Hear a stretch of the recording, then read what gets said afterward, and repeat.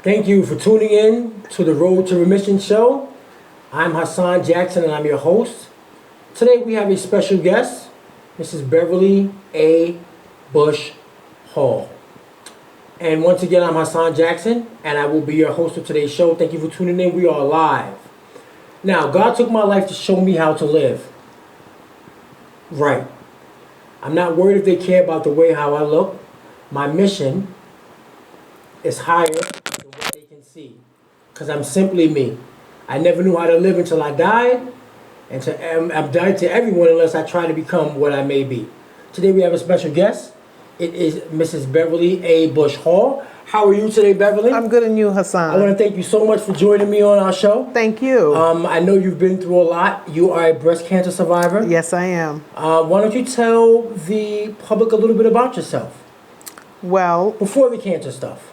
before the cancer stuff, normal living life, home health aide and certified teacher's assistant both. Okay. Just, daily living going on. You have children? Yes. How many? 3 sons. 3 sons. And 1 grandson. Okay. Yes. Yeah. Good mother.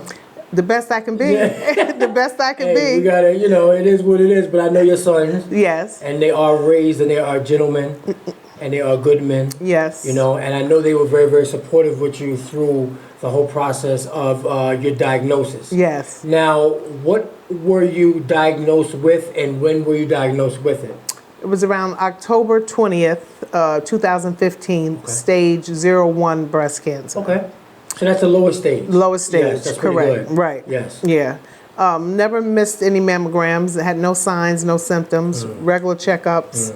And I went and they just kept seeing something on the ultrasound. We did biopsies, everything. Small little piece we started out with, which would determine to have a lumpectomy. Yeah.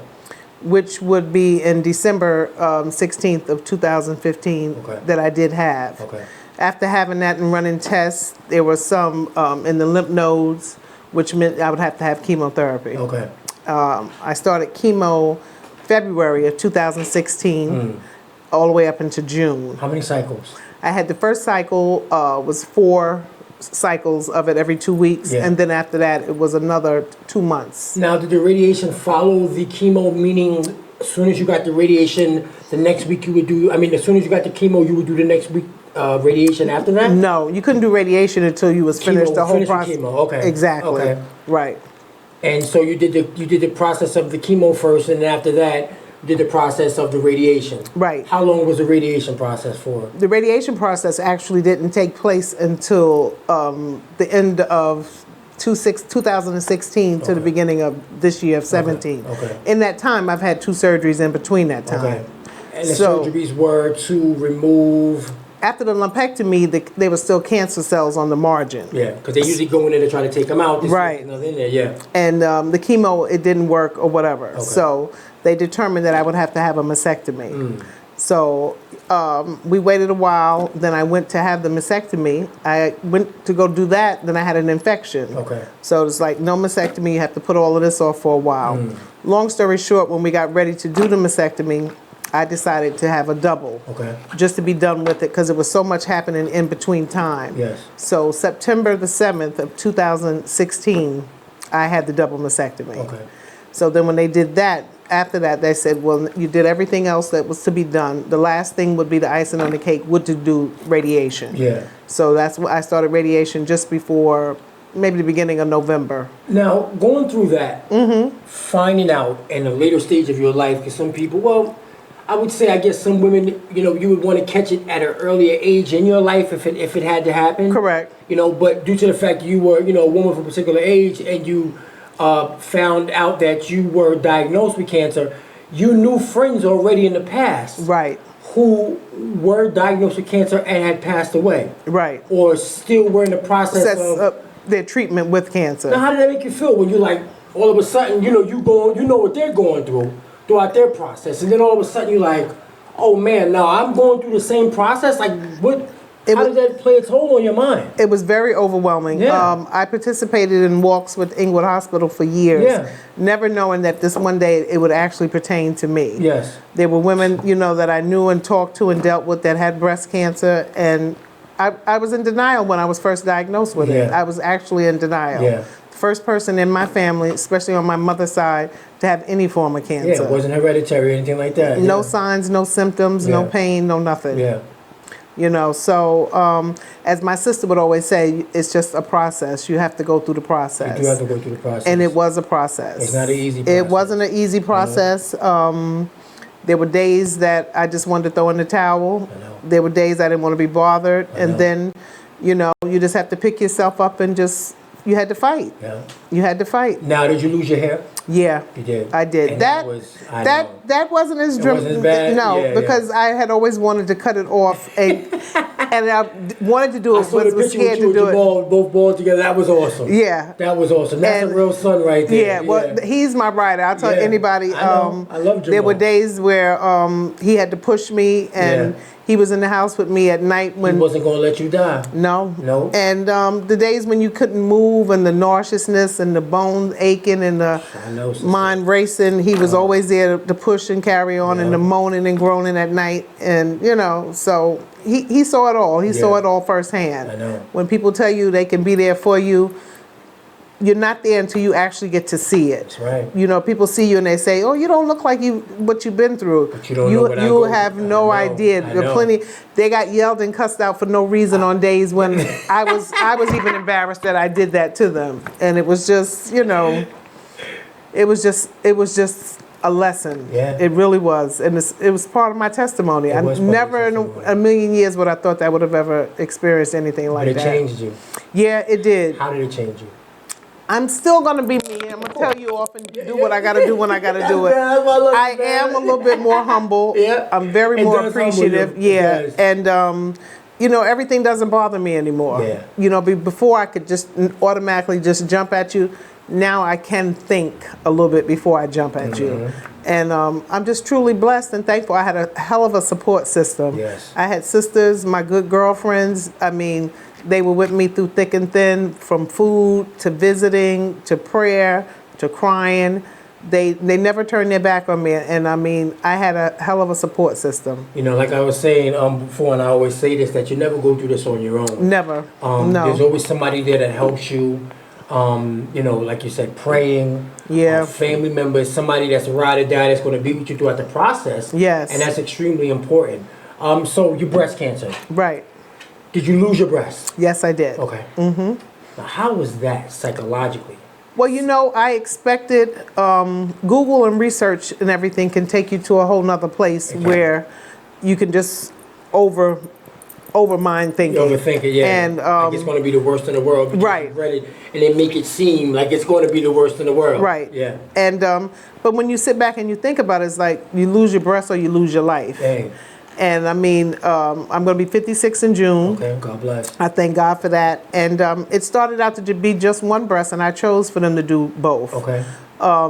You know, they can usually totally do it, remove nipple and all of that. They didn't have to do all of that to me. So the average woman that has a double mastectomy, I didn't look nothing like what I thought I was going to look like. Okay, okay. My plastic surgeon and my team were very good to me. Nice. And it is what it is. Come July, after radiation finished in January. Okay. You have to wait 6 to 7 months before they can do whether you get silicone gel or like a tummy tuck flap. So you can get your breast back. Yeah. Okay.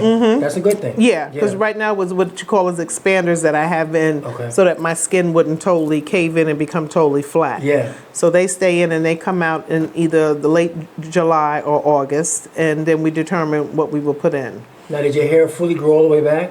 I have maybe about this much hair. Okay. Mm-hmm. But it does. Oh yeah, it does come That's back. the same with mine too. Like I just realized my mustache growing back, and I haven't had. I mean, I always had a mustache Right. and a goatee, but it just recently started growing back. And I'm looking about. Yeah. You know, like damn, it's growing back. You know, my hair and stuff like that. Because for a while throughout the process of chemo, it's dormant. It's not growing.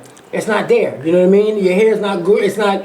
It's because of the poison they're pumping in your veins. It's not Right. going to allow it to grow. But once you stop it in the process of your cells growing back. Right. That's when all the, those natural attributes start to grow back, your hair and maybe your fingernails, Yeah. or, your skin changes or whatever the situation is, and you start to feel like you're human again, you know what I mean, which is good. So how long have you been in remission for? I was in remission from September the 7th, 2016. Nice. Yeah. That's good. Yeah. And now I want to ask you about, has your diet changed from the point of you going into remission? I'm supposed to eat more greens, You have to. more fruit, I ate broccoli last stuff night like and that. oranges. Yeah, a lot of Organic. broccoli. My And the green breast are, lettuce. yes. Yeah. She can eat all the broccoli, Brussels sprouts. I don't eat 100% good, but I don't eat as Me bad neither. as I used Me to neither. eat. Yeah, exactly. Exactly. It's a process and it takes time. It is. you It know. really is. I still like my pizza even though the dairy is not good for you. Right. I had to really stop and get away from cereal. Yeah. And I love me some Frosted Flakes. Pure sugar. Oh my Sugar God. attracts cancer. It does. But Yeah. you know what? The brown sugar is better for you. Really? Sugar in the raw. Okay. Try that because it's not the white sugar, which does attract the cancer. The brown sugar in the raw, it's more natural. Okay. So that's what I started doing. It isn't as sweet as we would like our iced tea maybe to be. And see, I don't drink tea. Well, whatever. Sugar, Kool-Aid, yeah. Coffee. I don't. That's what coffee, Yeah. wine, and water. That's what Let I me tell you drink. something. I'm gonna be honest with you. That coffee, since I started using the brown sugar, is actually better in that coffee than that white. Really? You just gotta let it dissolve a little because The crystals. The crystals. Yeah, it takes a minute to dissolve. But once you let them dissolve, it smells different. It Really? tastes different. Yeah, it definitely Wow. is. And see, I don't use sugar. I just use creamer, but that's fat too. I'm glad you said wine too. Red wine. Red wine. Pinot Noir. What kind of red wine you drink? I have a red wine. It's a Zamora wine. Okay. Yeah, semi-sweet. Yeah, it's very So good. it's maybe like what, Chianti? No, not that sweet. Okay. Yeah, but it's good. And my breast surgeon and the plastic surgeon, they didn't have a problem with No, it. The no, because oncologist, he don't want you to do anything. Oncologist don't want you to do nothing. He just wants you to be straight up and down. I know. Yeah. But you gotta live a little bit. You have to. And psychologically that helps you as well. Yeah. Because when you are used to living a certain lifestyle, whatever that is, healthy, and then all of a sudden it's cancer. And it flips you from right side up and everything has changed and now you have to go and do everything different than what you're used to doing from all of your life. It's crazy. But in that same token too, there were women in my support group. There were women that never smoked. There were women that never drank. Yeah. There were women that never had meat. Yeah. So I just think that it could be environmental or whatever because everybody lived a different type of lifestyle and everybody still ended up with breast cancer. It's not what I realized, and I'm glad you said Or that. some form of cancer. It doesn't. What I realized by going to the cancer center at Hackensack when I go to, Okay. it does not make a difference who you are, Right. what you are, Exactly. what religion you are, what you look like, what race you are, if you tall, skinny, fat, short. It does not make a difference. It affects you. Yeah. everybody. That and like you said, there's people with breast cancer or lung cancer that never smoked before in their life. No. And then you got people that smoke all their life and never have cancer. Exactly. You know what I'm saying? So I think it's just a molecular structure makeup of your body.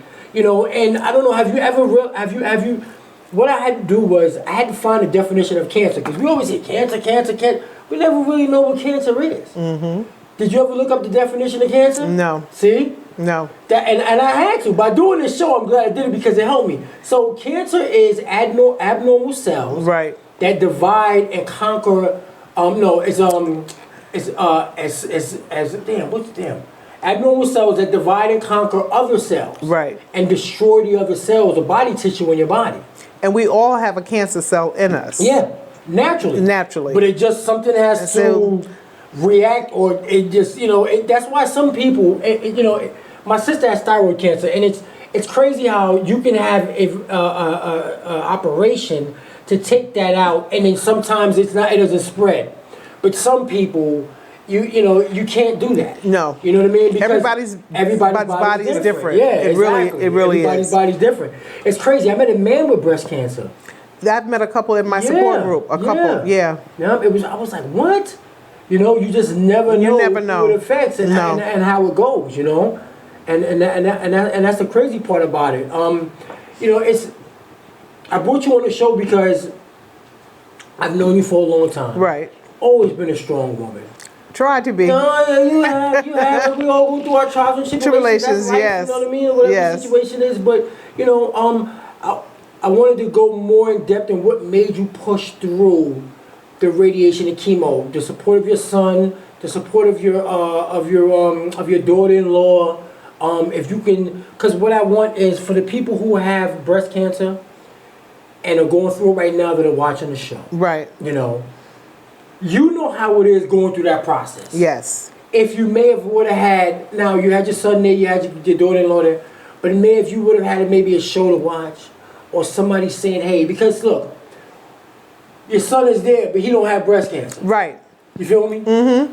Your daughter-in-law is there, but she don't have breast cancer. Right. So she can be supportive of you, but she can't actually, or they can't actually know what you're actually going through. And the point of the show is for people to listen to you. Since I started doing the show, I've had people come out to me and say, I cried when I watched the show. Right. Did you watch the first show? Yeah. I cried when I watched it. Even a show I did This week with the lady. Yeah. They're learning something from it. They can relate to it. There's a lot of women out there who are not able to be expressive like you are. And that is a bad thing. When I was diagnosed, my girlfriends got together and they threw me a sip and paint party. After they did that, I felt that I needed to go, and I put it on Facebook what was going on and what was about to happen. That's how I found out. And when I did that, because Malcolm didn't tell me. Well, I don't think Malcolm knew automatically then. Okay. But when I did do that, I tagged all the girls that participated to give me the party. Yes.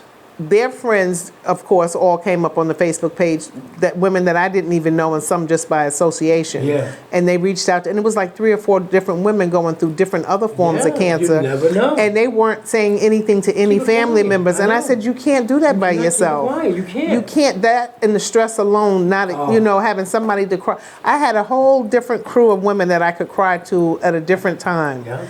And they were just there for me, and they were good to me. And there were days where I didn't want to talk to nobody. I couldn't look at nobody, but I could pick up the phone and I could have talked to my sister. Because she understood what you were going through. She know how that chemo feel. No, my sister didn't know how that felt. But she know how it feels to have cancer and be sick. My blood sister, no cancer, but she was my praying sister, my blood sister, and she always would tell me, it's part of the process. It's part of the process. God didn't bring you this far.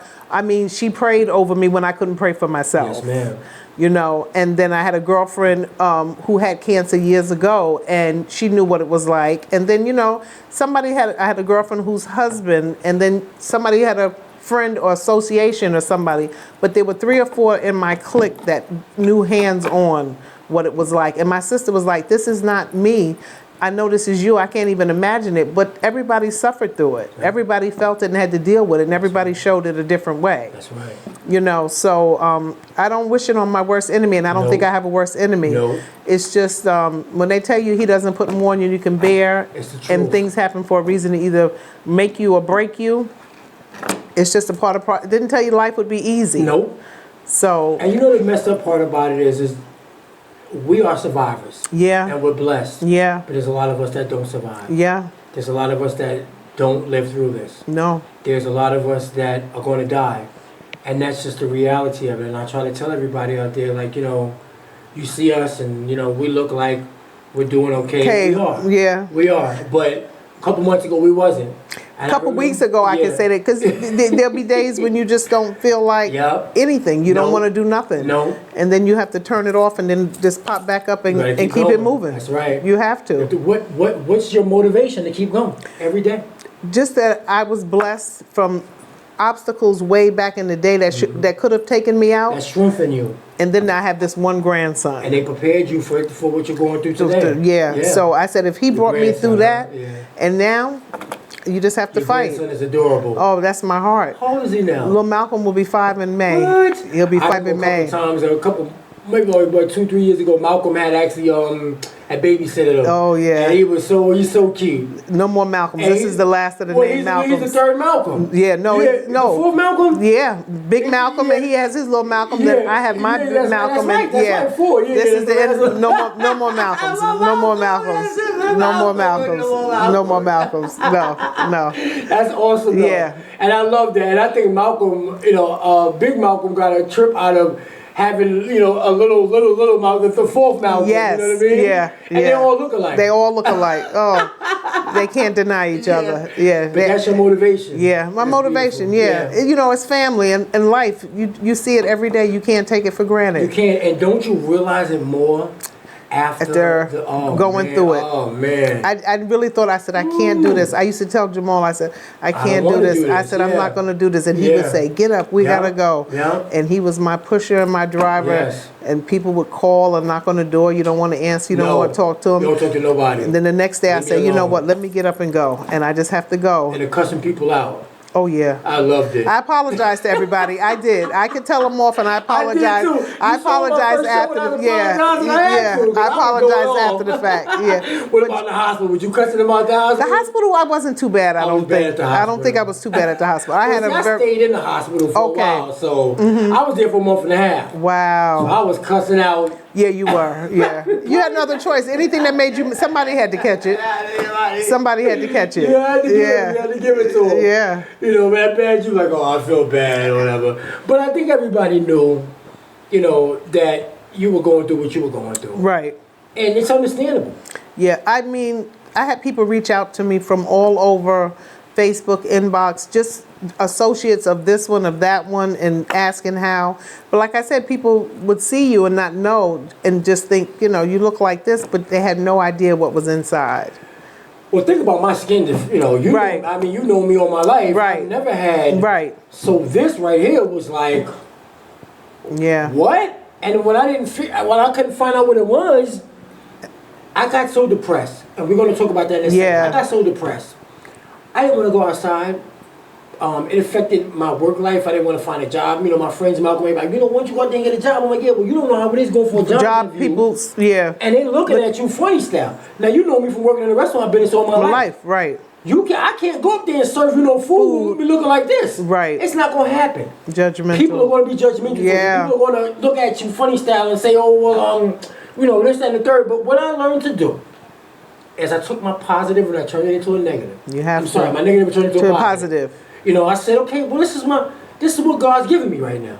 I don't know why. It's growing back. I'm getting better, but this is what I'm dealt with now. Whoever don't like me can kiss my butt. Right. I won't curse, but I did because I'm live, but I wanted to. Right. Okay.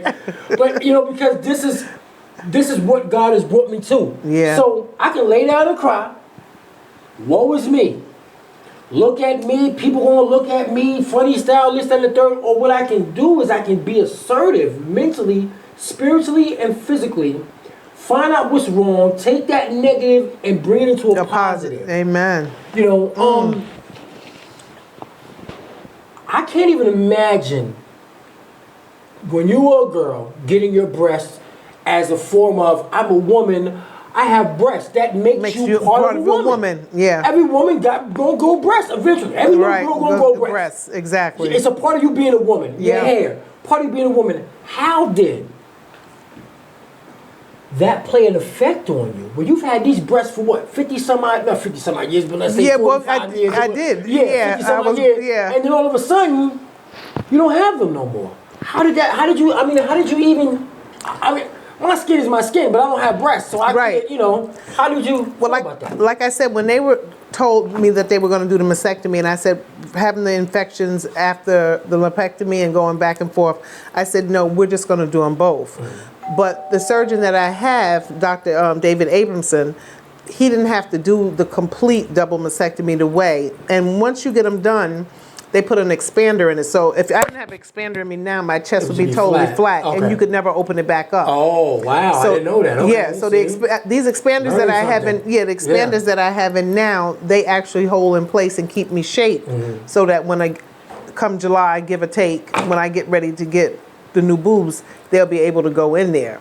So now you got free breasts and you ain't even have to pay for them. Right, Insurance, right, yeah, exactly. So, and that's what everybody always says. Say, oh, well, at least you're gonna get a boob job. You don't have to worry about it. But the process you got to go through to get that boob job, the pain, the healing, the sewing, the stitching, all of that.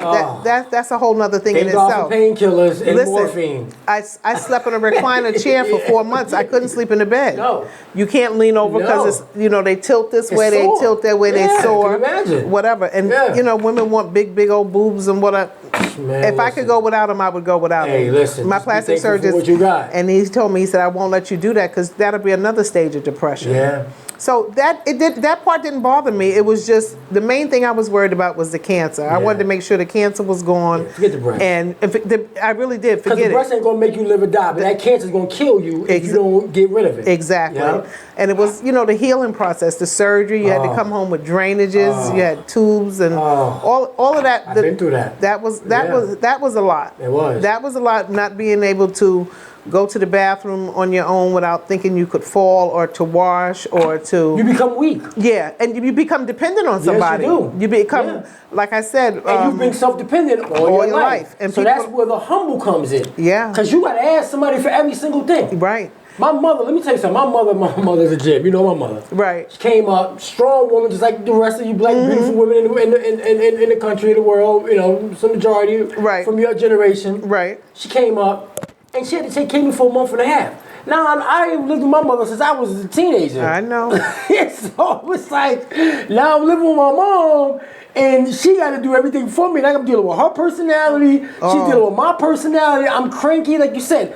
I had to, Mom, can you give me some cereal? Mom, can you make me this? Mom, I need help to the bathroom. Yeah. Mom. And it really humbles you. And like I said, Dominique was staying with me and helping me. And for her to be young and to see an older woman going through this, I mean, it was shocking. And, I had 3 sons, but they never seen my body like that. Yeah. But for her to see and to be able to wipe me and to clean the drainage, and, I had to measure how much fluid I was taking out, my feet, the pain, the pillows. I mean, I couldn't do anything. Yeah.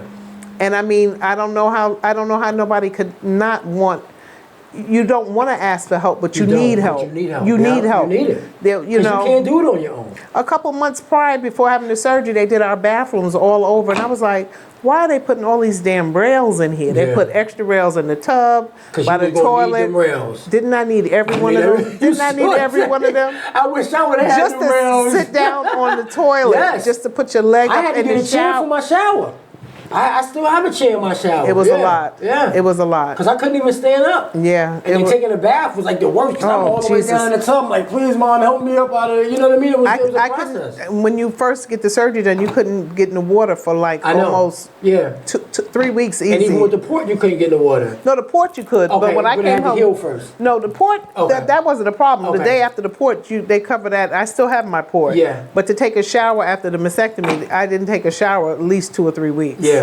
When I was in the hospital, the first time, I had 2 tubes in the side of my chest to drain the fluid. Like I said in my so I hadn't taken a shower.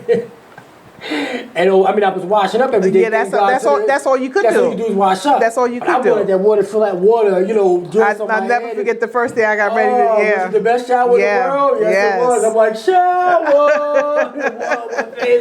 Yes. Mom was like, you finished? I'm like, no. No, let me stay in here. Let me stay in here. It's so long without going without it. You know what I mean? Yeah.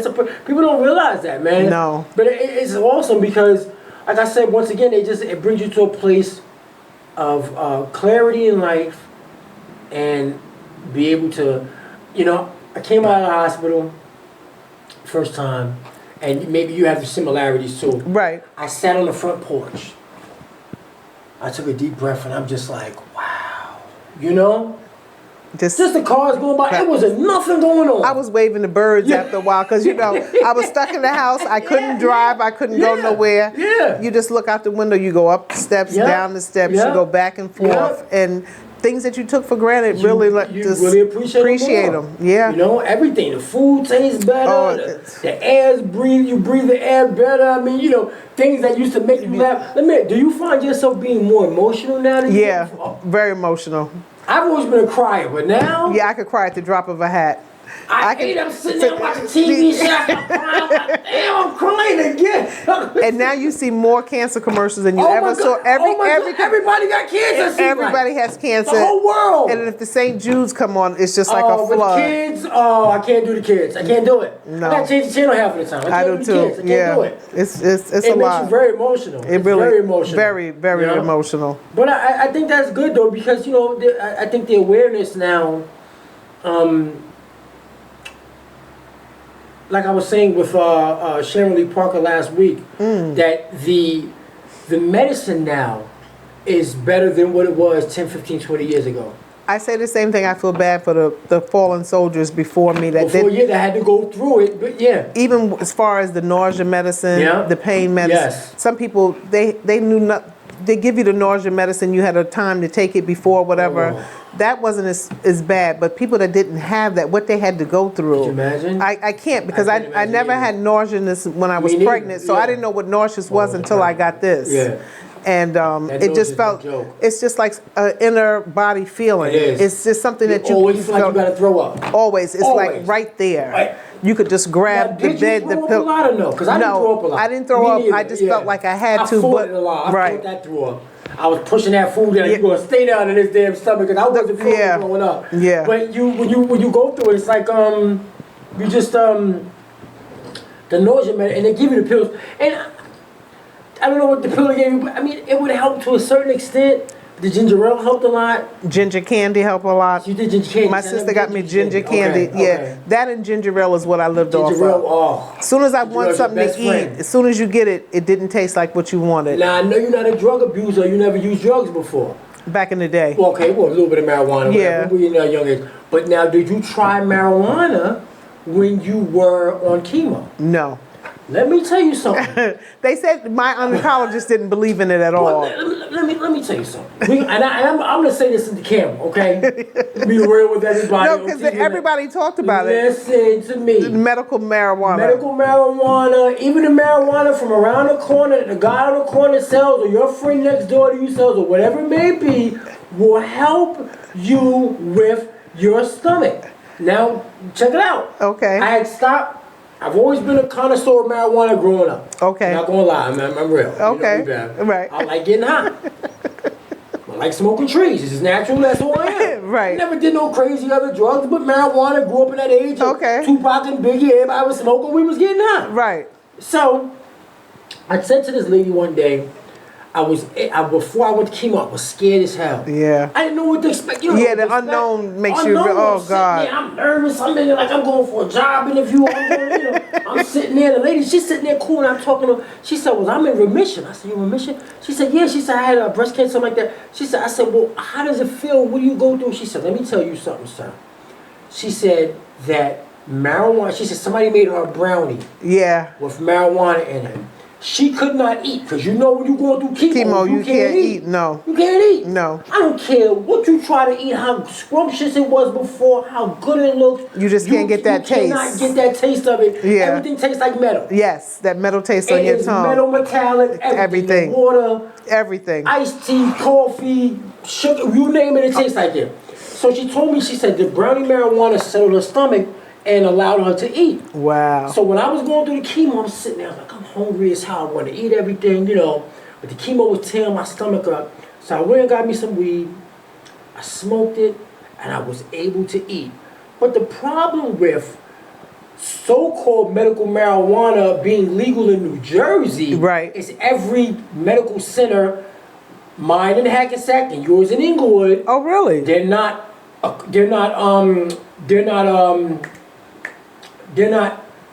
with the program. They're not, what's the word I'm looking for? They're not signed up with that With the program to cover because or every to doctor has the option. Okay. But under the umbrella of Hackensack University Medical Center And Inglewood Hospital, yeah, they don't believe in They it. don't believe in that. Right. That's Bergen County bureaucratic bullcrap. Okay. Because there's other places in New Jersey you can go to, like the one in Newark and stuff like that. Right. Places where they do allow medical marijuana. Now Google everything. You know, when you got cancer, you Google everything. It drives you. I had to stop doing that. I was sleeping and I was having nightmares. Google could be your best friend. Yeah. Inform you on some things you don't know. You know. So I call Google the god of the internet. Yeah. So I Googled New Jersey medical marijuana. They make you go through so much. You gotta first of all find an oncologist that does it. Yep. Because every oncologist doesn't They do don't. it. Yeah. Then they have to sign off on it. They gotta make sure that you have whatever cancer you have. Then you gotta wait 6 months. Then you gotta go to dispensary. I mean, it's just so much that you have to go through just to do it. And to be honest with you, it really, really helps. Bev, I could not eat. I know how you feel. Right. You can't eat. You can't do it.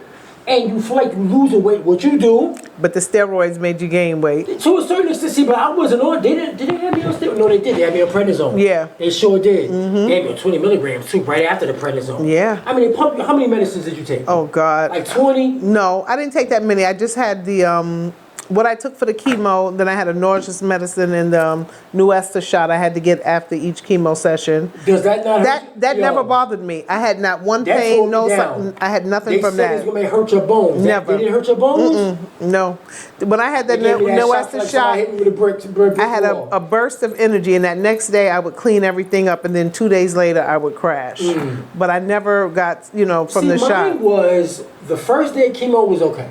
Always, Second day of chemo, third day of chemo, it's over. take me away. You be hugging the bed, the For real. pillow. You sit on the side of the bed. You sit up. You move. You come back. Oh God. God help me get up out of this bed. Thank you, Jesus. And on that third day, I had to go to Thank chemo. you, So I'm laying in Jesus. bed like, do I gotta get up and do this? You know, You took chemo once a week? 3 times a week. It was once every month. Okay. Because I wasn't in. I mean, you were in your first stage of It was the first stage of breast. I was only like I was only stage 2. Okay. I wasn't. Mine was T-cell lymphoma. Okay. Now, I don't know if you know about lymphoma. Right. Lymphomas from the lymph node glands Yes. under Your your arms, arms. knees, pelvis. And it affected connects the whole- all your areas of that. Yeah. Wow. Now what happened was T-cell is with the cells. Okay. Unfortunately, T-cell usually happens for lighter people. I just happen to be dark and get Right. T-cell because I met this white lady, and she looked at me and we were talking in the cancer center. And she said, "You have T-cell?" I said, "Yeah," and I couldn't tell from her by looking because of her skin, color. But I had melanin in my skin. Okay. So by taking away, the melanin in my skin, it was easy to see by the T-cell. But you couldn't tell on her. You couldn't tell on her that much. Okay. But you could tell on me because I'm packed and dark. Right. You know what I'm saying? So it was like, it was crazy because I didn't know what it was for so long, man. Really? Remember when I moved to Vegas? I don't know if you know, I was in Vegas for a while and I came back from Vegas a couple of years ago. The health center, the health situation out there wasn't too good. Okay. I didn't have insurance at the time, but I'm not saying the doctors aren't good. I'm not saying anything bad with doctors in Vegas or whatever, but the hospitals are privately owned in Vegas. Okay. The hospitals out here you can go to before Obamacare, which I have. You can go to the emergency room, go see a doctor, get taken care of, and pretty much not primarily have to worry about paying that bill on the spot. Right. Vegas, you go to the hospital, you paying this bill on the spot when you go see that doctor. They ain't gonna let you out that hospital. The emergency room? Yeah, I'm telling you, it was crazy, yo. Oh. They don't play that out there. It's a whole different element, different world out there than New Jersey. Okay. New Jersey ain't gonna let you die. Right. Vegas, they'll let you die. Vegas will let you die. Vegas gonna let you die. Wow. New Jersey, they're a little bit sympathetic towards No. it. They'll take care. Somebody gonna take care of it, but they won't. So when I was there, that's when my skin started getting light, and I'm gonna tell you, this is how I knew it was from my now. One of my lymph node glands are in your joints. Right. So one day I go home and I start scratching. My skin was real itchy. I start scratching, and it started from here, and it started going from there and started getting light. I'm like, what the hell is going on? Just like overnight, just like that. Oh, I'm swear to God, I come home. One day I was on the strip. I was working. It was hot as hell. I come home, it was itchy, and I started scratching, and the shit just started peeling off. And I'm like, what's going on? I didn't understand. Right. The doctors, they not telling me nothing out there. They don't really care. I ain't got insurance. I'm going to one of the things, I'm paying $60 to see a doctor for an hour. He giving me some medicine, blah, blah, blah, whatever. It wasn't, what I needed. But the problem was, is that they thought it was a skin disorder because I've always had eczema. Okay. Okay? They thought it was atopic dermatitis, which is a heightened form of eczema. But the problem is they did a biopsy. But like I said before in my previous shows, the problem is that only 20% of the time that they take the biopsy will the T cell lymphoma come up. I don't know why. That's just the way that it is. Okay. They had to actually take when I was in the hospital when I had passed away last year. When Muhammad Ali died, that was the day I died. They had to actually take the lymph node gland out to test it. I told myself to take the whole. That's why I take the whole damn thing out. Because we got to find out what this is. I'm not leaving this hospital. I'm at Hackensack University Medical Center, which is going to be the best hospital y'all talking about in the country or the United States, whatever. Right. You know, in New Jersey. We're going to figure this out before I get out of here. Because my chest wouldn't stop leaking. Now, mind you, I told the doctor, I said, once they take those glands out, 9 times out of 10, chest will stop leaking. Doctors couldn't understand it, didn't understand any of it. But my mother was there, Googling everything. Everything. You should have seen my mother. I can imagine. She was not playing. Playing, no. Because they was trying to go in there and give me all kinds of operations that I didn't need. Now, but the good thing about it is they knew what you had right away and they diagnosed it. Okay. So it wasn't like you had they weren't like, oh, we don't know, or, you know what I mean, whatever, so forth and so on. They didn't, you know, they weren't testing. They knew what it was, exactly. and I was diagnosed, and that was it. Right. I wanted to ask you. So which medical center do you attend? Inglewood Hospital. Okay, good place. The best. Yeah. I mean, I tell people all the time, I thank God for Inglewood Hospital. The breast center, your life. yeah, Yep. the breast center, the best. The Dr. McIntosh, best all over the country. You can Google our oncologist. Dr. Michael Slider. Michael Slider. Yeah, so I would go from the 4th floor to the breast center, the 5th floor to the oncologist, 6th floor to the plastic surgeon, Yeah. and the radiation is like right around the corner when you come in the building. Yeah. So when I would come, if I had to see 2 or 3 at one day, I would just, make my schedule 2 hours apiece. No question. And they were all good to me. They made you feel like family. Oh, there were days I had meltdowns in chemo, Yeah. radiation, Me too. and they laugh and say, no crying, and we all gonna start crying. Yeah. I could have came in there, had an attitude, whatever. Yeah. I always left smiling. They were Yeah. that whole Inglewood Hospital. I give praise to them. They were good to me. Did they have like a psychological, Anything, whatever you needed, they had everything that you Yeah. did there, from just aromatherapy, massage, spiritually, anything that you needed. Inglewood Hospital had it there You know for one you. thing I think that's really awesome for cancer, is so much money being put into it now that, like you said, your cancer center, my cancer center, they have all these facilities where they really bring you at ease and they really help you through it. We just had, it's not even 2 months ago, they had, I don't know what I want to call it, like a makeup day, and all the women came. That's nice. And there was Spanish, Yeah. Korean, Yeah. 2 or 3 African American women. Yeah. They had all different types of brands of makeup Yeah. to match your skin tone, whatever. They had And it made you wigs, feel the beautiful. cancer. It's the smallest Everybody thing. got a wig. Yeah. They tested you, did your makeup. We all played in makeup, had a good That is time. beautiful. We all gave our testimony. Yeah. It was really nice. And that's good. And, Yeah. and to have that support group for women who have breast cancer, I think is Oh, beautiful. yeah. And it helps you. And it's the smallest things like that psychologically that help you. That little bitty thing that day. And that's all sometimes you need And to it- get through. That's sometimes all you need. I wish they had something for my skin discoloration. Yeah, but they were brown or something. they were good to Inglewood Yeah. Hospital was good to me. Yeah. I mean, just you name it. I didn't want for anything. If I needed any kind of information, paperwork, for you. referrals, helping with disability paper, Dietitian. all of that. Yeah. Yeah. Yoga. I still have certificates now I haven't used yet because I couldn't lift and move it Yeah. a lot. But they were good to me. Now, did you have to go through any physical therapy? No, they wanted me to from having the surgery, but I worked it out on my own because it seemed like I was going to the hospital every single day. Radiation was 35 days straight. And it was only 5 minutes away from my house, but just the fact that you had to get up and go every day and get on that table. I know. And I used to say, I'm not going today. I'd be sitting in the room. Jamal said, what are you doing? I said, I'm not going today. He said, yes, you are. We're almost there. We're almost there. And I was like, damn it. And I just get up and I would go. As soon as you get in there, and then it would be like a relief. It's okay, but it's just to get up to go. It's the process of going through. Getting in the car. I used to cry on the MedLink van. I would play a song by Frank Sinatra called My Way. I love that song. Okay.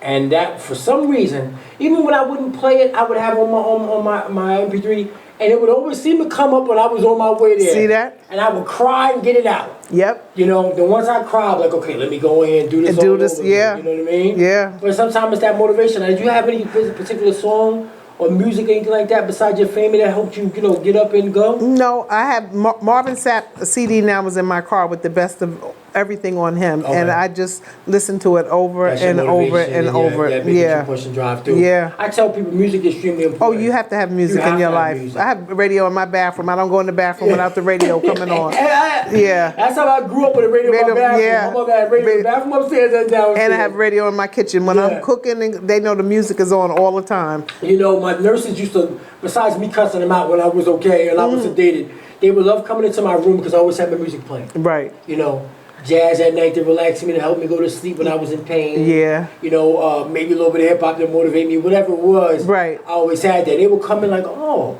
Mr. Jackson, you listening to this? And they would, you know what I mean? Yeah. But it was something that kept me going because you have to have, I think they should make it mandatory that when you're in the hospital or you're going through, cancer remission or survival or fighting through chemo or radiation, they should have some music. My radiation department had music. They did? When I went there, they would ask me what did I want to listen to that day. Awesome. They always did, and I would be steady just to humming. And they said, "Oh, you got a little rhythm, a little beat." I'm like, "Listen, I'm black. I can sing. I can sing. Hello, a little something. Yeah, Beyonce, but you can get it in. Yeah, but they always asked me what I wanted to listen to. Yeah. See, the thing about it was I went to go do my PET scan. Did you do PET? You did a PET scan. I did a PET scan, a mugger scan, CAT scan, so much of those. all of them. I went to the PET scan, and I'm sitting there, and you got that, the noise. And I said, y'all should have some music in here. I think when I was in the hospital, I think when I went through my MRI, they may have had some music for me. In Inglewood Hospital, they had music. Yeah. But they had a radio on the side. When I got my what's the thing I had not the port, but the you had a catheter? The PEC line. PEC line. Well, I did the PEC line, and I was there. They would play some music for me and stuff like that. Okay. But I think that's extremely important because it eases the brain. Yeah. Whatever type of music that you listen to, whatever they should have, and it just helps you. It's anything that motivates you and pushes you through to get through what you're going through. Yeah. Is extremely important. It's extremely important, So, you're in remission. Yep. Cancer ain't coming back. Nope, we're not claiming it. We're not claiming it. We don't own it. Throw it away. Oof. It ain't coming back. And I told everybody out there, don't own this cancer. No. I don't care if it's T-cell lymphoma, if it's lymphoma, if it's breast cancer, if it's thyroid cancer, if it's lung cancer, whatever it is. It's unfortunate that everybody's not going to make it. But if you don't own it and you believe that you're going to defeat it and you're going to beat it, then you can do it. Yeah. And this is a testimony right here. I've known this woman all my life. The main thing is the doctors and the team, they have such a strong regimen of the blood work, the test and the scanning and everything they do. So they keep up on everything. Of course, you're a little paranoid of every ache and little joint and this, that, and other. And they keep telling you all the time, don't think about it. But it's always going to be in the back of your mind. Always going to be in the back of your mind. You have a disease that could possibly kill you. Right, because how could that not be in your mind? But they said we do all our blood work. They check everything every 6 weeks. I see the oncologist. I see the radiation therapist lady next week, and I just saw the breast surgeon. And they just watch you and keep up on it. Yeah. So basically, you just have to. Stress is the number one thing that listen, I had a lot of stress. Yes. I mean, you stress your own self out. You cannot go without not having the stress. I don't care when they tell you, just keep calm, relax. You can't keep calm. It's easier said than done. It is. You have to talk yourself through it. After you get to that level, then you say, okay, calm yourself down. But before that, you transformed already. Well, I mean, you got to think about it. You Yeah. have a disease that could kill you. You're right. Right. Think about it. You have a disease that can kill you. Yeah. And that majority of people don't live through. Right. How could you not stress? How could you not think about it? How could you not worry? How could you not Yeah. go through trials and tribulations? And it takes a strong person. See, you've always been a strong woman. But that's what everybody says. No, you have. Yeah. There's certain people that was gonna make it through. That's true. Listen, you heard my story. I was gone. I was dead. But there were certain people that told me when I came out of that coma, they said, Hassan, if anybody can fight through this, you can fight through this. I had to believe that. Right. Regardless of what I went through in the past. Yeah. Now, what you, and what I believe is real, is that what you go through in life brings you up to this point now. Yeah. And prepared you for breast cancer. Yeah. Everything that you've been through. And that's what Good, they kept bad, saying. different, everything. Just the faith of a mustard seed. Yeah, my father used to say that. I had to take Faith of a grain it of a mustard because seed, one yeah. minute my mind would go to the left and then I have to bring it back to the right and Yes. said, no, Yeah. this is going to be all right. It's Yeah. going to be okay. Yeah. And it's, it's a process we're going to do for the rest of our life. Yeah. It ain't going to be, Oh, 2 weeks, no. we done with it. No. Thank you, cancer, it's been real, keep it moving. It's not going to be like that. I walk in and I speak to women in nail salon or whatever, and they'll be like, oh, it'll take another year or two for you to get right on track. You're still going to feel this way. You still have a lot of joint aches and pains. You I'm just... still not walking straight. Right, me neither. And every now and then at night, I get the leg neuropathy thing in the bed. I have to sleep with the My legs pillows. is always killing me at night. All the legs. And I haven't even been out of my state for more than a year. But, sometimes I'm just like, damn, I like to dance. I did Zumba a couple Saturdays in a row, I yeah. am a dancing fool. See? I want to dance. Have you tried? I'm getting there. Okay. I do a little 2-3 minute shake to the side, then I'm like, all right, let me go sit down. You know what I mean? But I'm doing more than I did before. Right, And right. I'm hoping, and a friend of mine's getting married soon, in a couple months. I'm hoping at that wedding I can shed that cane and do that 2-step. I'm going to a wedding Friday night, and I'm going to dance Friday you night. gotta dance. I'm dancing And Friday it's gonna be night. the best dance Yeah, that you have danced yeah, ever, probably. yeah. I can't wait to dance. Yeah. But it's the simple things like that. in That's life right, that you take for granted. You take for granted. And you know how you used to tear up the dance floor. What? I was a damn fool at that fuck. You couldn't tell me nothing. Put some shoes on and shot ahead and see it. I was James Brown. Get down, You'll be back. You'll Yeah. be back. It's a process. It's a process. It is a process. That's all you can say. That's my favorite line, and I took that from my sister. Yeah. And she always used to say that to me, Bob, it's a process. It's a process. So, But you were looking at 2 survivors here, yes, ladies and praise gentlemen. God. Yes. And it just shows you that even though there are people who are not going to make it through this, if you believe in yourself, if you believe in God, if you fight, it's not going to Yes. be easy. You can get through it, whether it's T-cell lymphoma, if it's breast cancer. You've heard this wonderful woman give her testimony and how strong she is. And if you can take anything from watching this show, that's the purpose of me bringing you on here, baby, because I know you. I know, like I was telling you, I was hunting you down. You wasn't going to tell me no. I was going to get you to come on this show. I was going to harass you on Facebook until you said yes. But I knew that your story. Now look, this is what I said in my in my show, and this is how I live now. Right. If I can help one person and give them the motivation to keep pushing while they're going through chemo or they're going through radiation, and because I've never had breast cancer, by you having breast cancer, someone could look and say, damn, I know what she feel like not doing this. So I know because I had to have my vasectomy and my breast taken away and balloons and everything that you've been through. Somebody's going through right now in the first stages of it. And I found that out when I went for our makeup class. There was a girl in there and she just started. And I said, oh, that was me a year ago Yeah. when I didn't think I could even get through that door. And if she sees you, that you came through it, it Yeah. gives her the motivation for her to come through. Yeah. It's the same thing. Everybody not might have this. No. You know what I'm saying? But see, my thing is, I'm not worried about my thing is to bring it to a forefront where everybody can learn from it. And have the knowledge of it. I got Yeah. doctors coming on the show, dermatologists, hopefully my oncologists, some nurses. This show is going to expose everything, but it's going to be a point where people will be able to watch it and learn. Right. Because I'm learning throughout the process of it. Yes. Like I said, I never knew what cancer was until I finally sat down and said, let me find out what it is and Google it and realize what it was. And then, okay, let me spread some information and get the knowledge and, you know, bring other people on so they can share their stories so other people can feel comfortable.